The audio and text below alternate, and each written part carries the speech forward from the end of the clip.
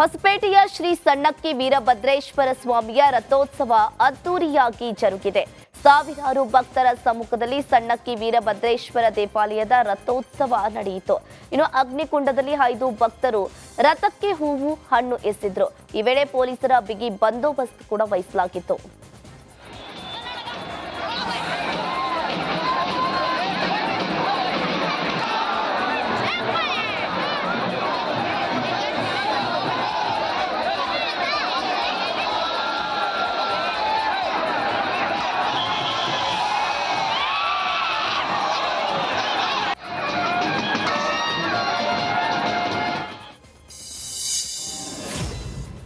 ರಾಜ್ಯದಲ್ಲಿ ಈ ಬಾರಿ ಭೀಕರ ಬರಗಾಲ ತಾಂಡವವಾಡ್ತಾ ಇದೆ. ಸುಡು ಬಿಸಿಲಿನ ಝಳಕ್ಕೆ ಜನರು ತತ್ತರಿಸಿ ಹೋಗಿದ್ದಾರೆ. ಬಿಸಿಲಿನಿಂದ ಕಂಗೆಟ್ಟಿದ್ದ ಹಾವೇರಿ ಜಿಲ್ಲೆಯಲ್ಲಿ ಭರ್ಜರಿಯಾಗಿ ಮಳೆಯಾಗಿದೆ. ಶಿಗ್ಗಾವಿ ತಾಲೂಕಿನ ಚಂದಾಪುರ, ಕೋಣನಕೆರೆ ಮತ್ತು ರಾಜೀವ್ ಗ್ರಾಮದಲ್ಲಿ ಅರ್ಧ ಗಂಟೆಗಳ ಕಾಲ ಧಾರಾಕಾರವಾಗಿ ಮಳೆಯಾಗಿದೆ. ಸುಡು ಬಿಸಿಲಿನ ಝಳಕ್ಕೆ ಬರಡಾಗಿದ್ದ ಭೂಮಿ ತಂಪಾಗಿದೆ.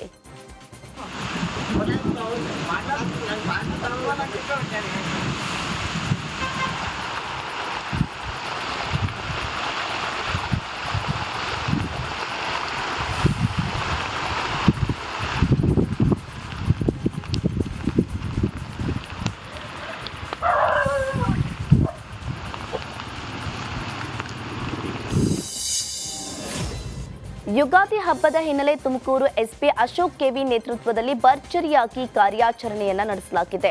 ಜೂಜುಕೋರರ ಮೇಲೆ ಪೊಲೀಸರು ದಾಳಿಯನ್ನ ನಡೆಸಿದ್ದಾರೆ.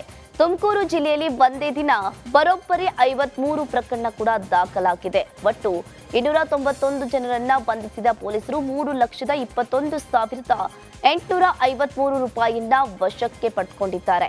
ಇನ್ನು ತುಮಕೂರು ನಗರ ಉಪವಿಭಾಗದಲ್ಲಿ 15 ಪ್ರಕರಣ ದಾಖಲಾಗಿದ್ದು 77 ಜನರ ಬಂಧನವಾಗಿದೆ. ಇನ್ನು ತಿಪಟೂರು ಉಪವಿಭಾಗದಲ್ಲಿ 11 ಪ್ರಕರಣ ಕೂಡ ದಾಖಲಾಗಿತ್ತು. 63 ಜನರ ಬಂಧನವಾಗಿದೆ. ಕೋಲಾರ ಜಿಲ್ಲೆ ಶ್ರೀನಿವಾಸಪುರದಲ್ಲಿ ಕರಗ ಮಹೋತ್ಸವ ಅದ್ದೂರಿಯಾಗಿ ನೆರವೇರಿತು. ಈ ವೇಳೆ ಪೂಜಾರಿ ಹೊಳೂರು ವೆಂಕಟೇಶ ಕರಗ ಹೊತ್ತು ಸಾಗಿದ್ರು.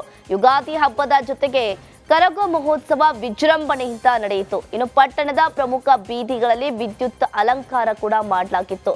ಕರಗ ಮಹೋತ್ಸವ ವೀಕ್ಷಣೆಗೆ ನೂರಾರು ಜನ ಆಗಮಿಸಿದ್ರು.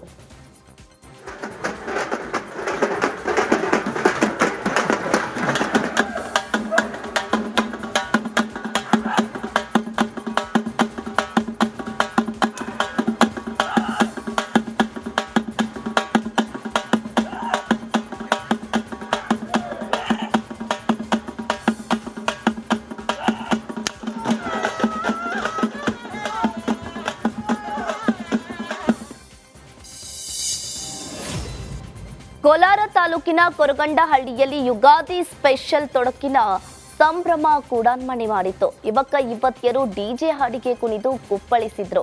ಕೋಲಾರದ ಪ್ರಸಿದ್ಧ ಜಾನಪದ ಕ್ರೀಡೆ ಉಟ್ಟು ಜಾತ್ರೆಯಲ್ಲಿ ಕಾಯಿ ಹೊಡೆಯುವ ಸ್ಪರ್ಧೆ ಕೂಡ ಆಯೋಜಿಸಲಾಗಿತ್ತು.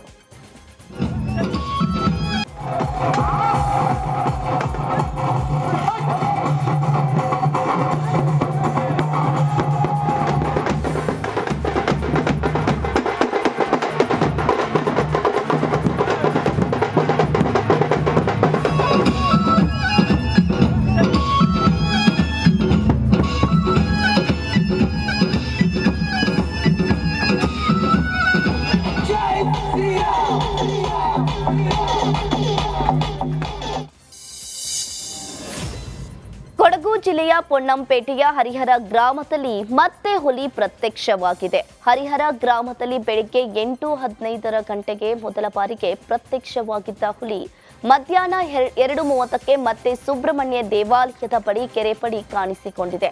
ಹುಲಿ ದೃಶ್ಯವನ್ನ ಗ್ರಾಮಸ್ಥರು ಮೊಬೈಲ್ನಲ್ಲಿ ಸೆರೆ ಹಿಡಿದಿದ್ದಾರೆ. ಇನ್ನು ಸ್ಥಳೀಯರು ಹಾಗೂ ಸುತ್ತಮುತ್ತಲಿನ ಗ್ರಾಮಸ್ಥರಲ್ಲಿ ಆತಂಕ ಕೂಡ ಮನೆ ಮಾಡಿದೆ. ಈ ಹಿನ್ನೆಲೆ ಅರಣ್ಯ ಇಲಾಖೆ ಸಿಬ್ಬಂದಿ ಸ್ಥಳದಲ್ಲಿ ಬೀಡು ಬಿಟ್ಟಿದ್ದಾರೆ.